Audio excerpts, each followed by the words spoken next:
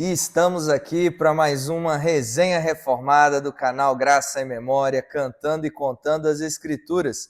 E num ambiente muito especial, aqui no Hotel Fazenda China Park e no nosso primeiro encontro de casais da Igreja Presbiteriana em Espera Feliz, Minas Gerais, onde tenho o privilégio de ser auxiliar junto com o pastor Roger. E hoje vamos ter uma entrevista com o pastor Tiago Henrique, pastor da Igreja Presbiteriana Nacional em Brasília, casado com a Luana, pai do Felipe e do Pedro. É verdade, reverendo? Exatamente. Muito bom estar aqui com vocês, poder bater esse papo. Espero que seja edificante. Muito bom. O pastor Tiago ele já está há mais de 15 anos envolvido com o aconselhamento de casais, o aconselhamento bíblico.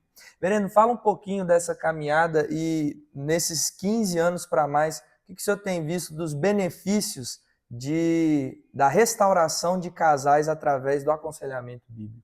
Ok, eu tive a possibilidade de ter contato com o aconselhamento bíblico bem no início do meu ministério, né, quando eu me formei no seminário, saí aí bem no início, eu tive a oportunidade de estudar e de conhecer esse aconselhamento, né? Lembrando que o aconselhamento bíblico não é um ministério da igreja, mas é exatamente a vida, a parte do que também é ser igreja, né? Então, quando a gente vai para os princípios de mutualidade cristã, a gente acaba percebendo a ideia de como as escrituras falam de cuidar uns dos outros, né? Então, você tem Paulo falando o tempo todo a ideia de admoestar uns aos outros, ensinar uns aos outros, e também o discipulado bíblico, que é o que Paulo fala para Tito sobre as mulheres mais velhas, ensinar as mais jovens. Então isso deve ser algo natural na igreja, desse cuidado, né? Agora, aplicado aos casais, né, isso é um grande benefício, você recorrer às escrituras, porque exatamente Deus criou o casamento, né, para que possa responder às demandas do casamento, da vida, né, do casal no mundo que a gente vive. Então, o benefício é esse, de centralizar as escrituras, de praticar aquilo que a mutualidade cristã fala no seu contexto bíblico, né? E também de trazer a realidade e a centralidade da palavra de Deus no casamento, né? Quer dizer, o casamento retoma aos princípios basilares dele, da sua existência, de como a escritura entende que o casamento deve ser e como que o Senhor também responde aos problemas e às demandas do casamento, né? Bem, então olha a importância aí do aconselhamento bíblico, algo não só para pastores ou líderes de igreja, mas toda a igreja, todo o povo de Deus, como foi apresentado aqui pelo pastor Tiago, é conclamada pelo próprio Senhor da igreja a estar aconselhando mutuamente uns aos outros. E que melhor lugar para a gente aplicar e exercitar esses princípios do que começando em casa, no nosso casamento. Agora, reverendo, um assunto difícil e até que nos entristece, mas é uma realidade, precisamos estar preparados para isso, é que cada vez mais tem crescido, aumentado o número de divórcios. E segundo as últimas estatísticas, o número de divórcio entre evangélicos tem sido até maior do que não evangélicos. E até mesmo entre jovens que se comprometem a casar, mas que rapidamente também se divorciam. E como que nós podemos, à luz das Escrituras, dar uma resposta àqueles que ainda não são casados, estão pensando em casar, ou aqueles que são recém-casados ou que são casados há bastante tempo, vivendo nesse mundo onde, se antigamente o divórcio era algo que nem mesmo pessoas não cristãs falavam, hoje é uma coisa natural. Eu tenho muitos advogados na minha família, eles falam que já é ensinado no direito o advogado chegar para o casal e falar, não, ó, se houver divórcio, mas olha, quando houver o divórcio, como é que vocês querem dividir os bens? Como é que a gente pode dar uma resposta à luz da palavra de Ok. Deus? Todas as vezes que Jesus foi questionado sobre casamento, né, sobre algum assunto, algum tema relacionado a casamento, ele sempre retomou e ele sempre revisitou o livro de Gênesis, né? Então, quando perguntaram para ele sobre se casar uma vez, duas, três, quatro, com quem aquela mulher vai ser casada no céu, se o marido morrer várias vezes aqui, né? Jesus sempre voltou, quando ele tratou sobre divórcio também, ele sempre voltou para o mandamento principal e criacional. Uhum. Qual que é o mandamento criacional? Que Deus criou homem e mulher e que Deus os fez para uma unidade e para uma unificação que é inquebrável, né? A perspectiva de aliança e também a perspectiva de se tornar um, né? O verbo hebraico não é moldar, mas é soldar, né? Então eles são soldados, duas pessoas diferentes que são soldadas no mesmo local e elas não podem ser tiradas, então, né? Então, como é que a gente combate o divórcio? É muito mais do que aprender o modo de como a gente deve ser no casamento, mas é reafirmar a Escritura. Uhum. Então, reafirmar a Escritura, ensinar para essa geração e para as outras, né, que a palavra de Deus, ela fundamenta o casamento e ela também dá passos, né, e instrução de como que esse casamento funciona e como que ele deve funcionar. Essa é a resposta, quer dizer, é retomar as Escrituras e retomando a Escritura, retomando o conceito do casamento, também trazer para a vida das pessoas o porquê eu estou casando, qual é a missão do casamento, por que eu quero casar. Porque o divórcio, ele revela um escapismo, né? Então eu Uhum. quero sair de um conflito maior, eu não quero resolver um problema. Certo. Então, isso revela também uma centralidade muito intensa assim, no próprio eu. Então é retomar o princípio bíblico, reafirmar os princípios criacionais, como Jesus fez em toda vez que ele foi questionado a respeito de casamento, né? Paulo também fala isso no Novo Testamento. E principalmente também, né, é entender o fato de que a Escritura responde às demandas do casamento. Então, os divórcios também acontecem porque os casais estão buscando conselhos em pessoas que não afirmam os princípios criacionais. Sim. Ou seja, a ideia é o que for melhor para você, né, o que for melhor para a sua felicidade, para a sua satisfação. A Escritura não trata assim. Claro que a gente está falando de temas gerais, né, tem questões Uhum. específicas, como violência doméstica, tudo, né, todo um âmbito Claro. maior nesse sentido. Mas reafirmando o princípio bíblico devemos olhar para a questão criacional, o que Deus ensinou, o que Jesus falou, o que as cartas paulinas ensinam, e petrinas também a respeito do casamento, que toda a Bíblia ensina, né, e trabalhar o fato de que a Bíblia tem respostas para o casamento, não só para o seu fundamento, mas para a sua existência. E a gente precisa parar de ouvir o que o mundo fala sobre casamento e olhar o que a Escritura está falando. Acho que basicamente é isso. Sim. Ouviu? Então, se você em algum momento já cogitou ou pensou em divórcio, escape desse escapismo, como acabamos de aprender aqui, que é um escape para resolver um conflito. Agora, se você que porventura passou já por um divórcio, está nos assistindo, não precisa ficar desesperado achando que acabou a sua história não precisa terminar assim. Deus está te dando a oportunidade de você recomeçar e de você ser instrumento nas mãos dele para que outras pessoas não venham a cair nesse mesmo buraco que você um dia já caiu e que a graça de Jesus foi infinitamente maior do que a profundidade desse buraco para te resgatar. O senhor chegou a tocar agora há pouco nessa questão das cláusulas de exceção, mas eu ouço muitas pessoas que pensam assim, bom, existe a cláusula de exceção, então, teve a cláusula de exceção, então pronto, vou divorciar porque não é pecado, está tudo certo. Como que nós podemos entender essas chamadas cláusulas de exceção do divórcio, sem fazer disso também uma carta na manga? Você fez isso, pois é, na Bíblia está falando que agora eu tenho todo o direito de me divorciar e eu não estou em pecado por causa disso. A Bíblia, né, o próprio Moisés, quando deu a carta de repúdio, né, Deus permitiu que ele desse e tudo mais, que ele instituísse isso no povo, né, e o próprio Senhor fala isso também no Novo Testamento. A gente não pode romantizar o divórcio. O divórcio, ele é sempre uma ruptura muito, muito desgastante para todos os lados, ainda que haja um lado, né, que tenha um lado que seja o ofendido e o ofensor. Para o ofendido, ele sempre vai ter consequências, né? Divórcio nunca é algo que passa ileso assim, até porque se você solda e torna duas pessoas uma só carne, ainda que seja por motivos de cláusulas que são permitidas nas escrituras como exceção, é sempre uma amputação. Né? Então, toda amputação ela tem uma consequência drástica, ainda que você tenha que tirar um braço para sobreviver, porque esse braço tem um problema, ou que você tenha que tirar uma parte do seu corpo que tem um tumor, você precisa arrancar ali, o seu corpo nunca mais vai funcionar como deveria funcionar.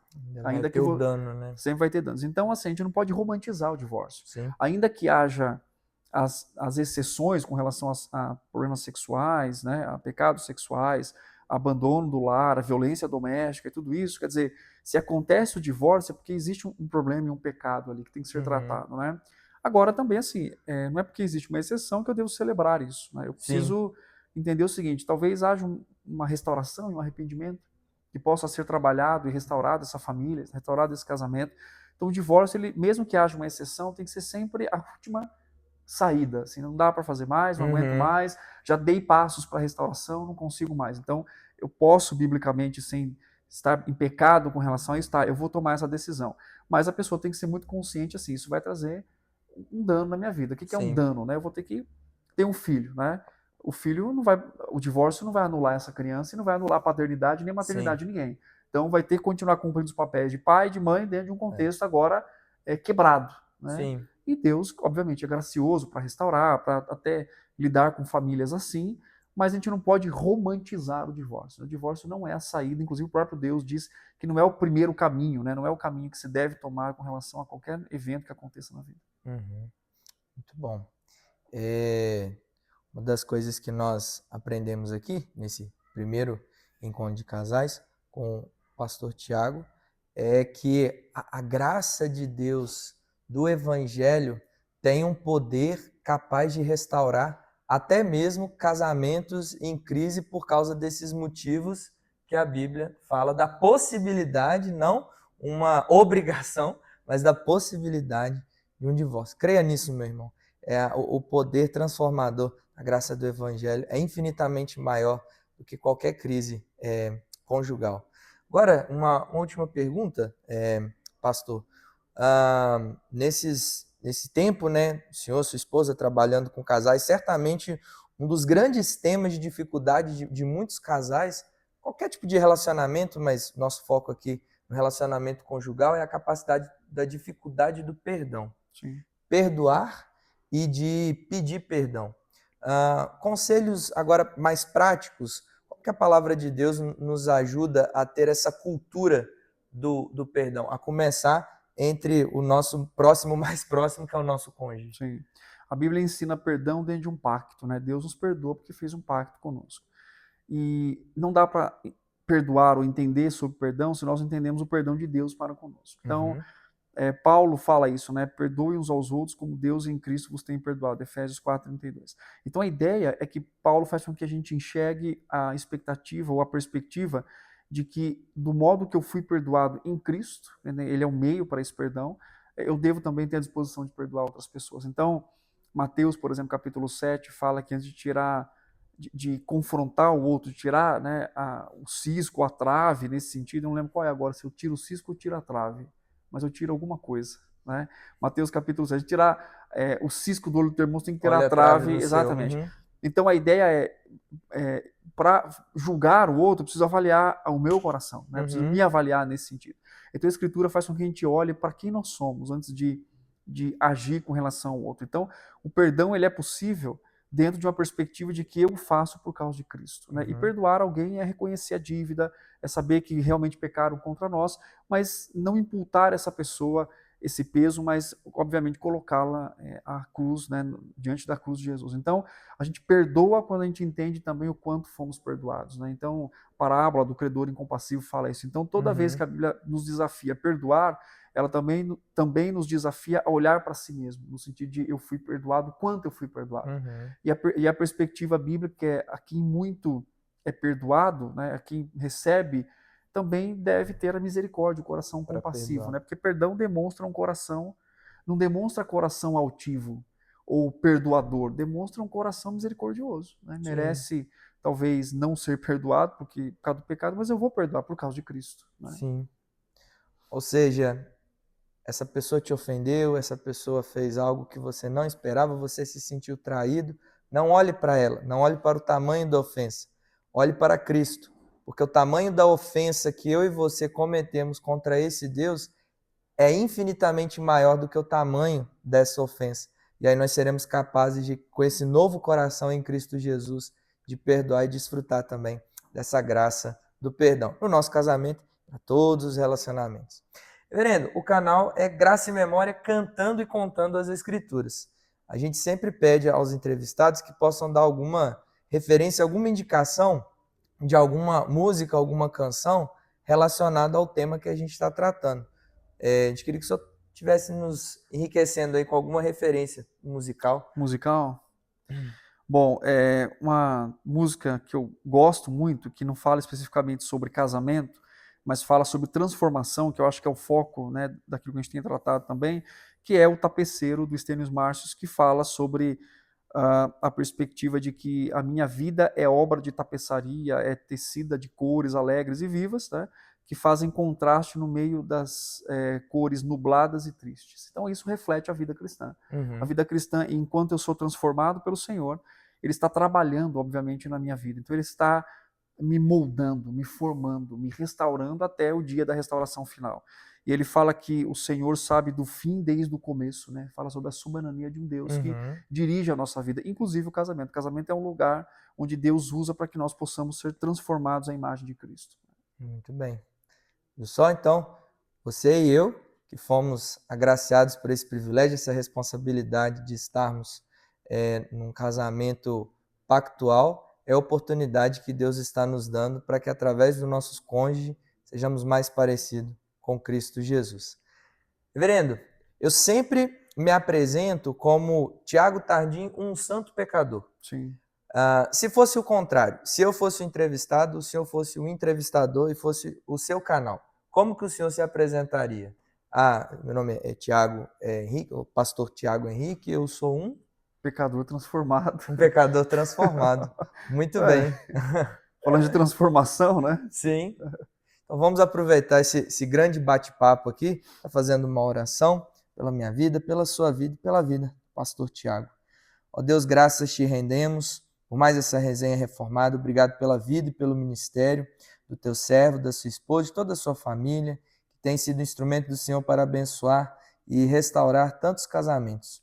Agora, Deus, que essa palavra tenha encontrado guarida nos nossos corações, aos que já são casados e aqueles que ainda estão se preparando para isso, entendendo que mais do que o casamento, mais do que construir uma vida a 2, a 3 e a quantos mais o Senhor Deus der como herança, é saber que o casamento é um reflexo, é um projeto do Senhor que reflete esse relacionamento que um dia será pleno, será perfeito, será glorioso, que é o relacionamento de Cristo, o noivo, com a igreja, a sua noiva. Saber que todo casamento é um tipo, é uma sombra que aponta para esse casamento perfeito, mostrando que não é sobre nós, mas sobre Cristo Jesus. Ensina-nos nessa verdade e continue caminhando e conduzindo o teu servo na graça e no conhecimento do Senhor Jesus. É a oração que nós fazemos em Cristo Jesus. Amém. Amém. Ficamos assim e até mais uma resenha reformada. Agradeço a oportunidade, o convite, pastor Tiago, que Deus abençoe ricamente a sua vida, o seu ministério. E nos vemos aqui no canal Graça e Memória, cantando e contando as Escrituras.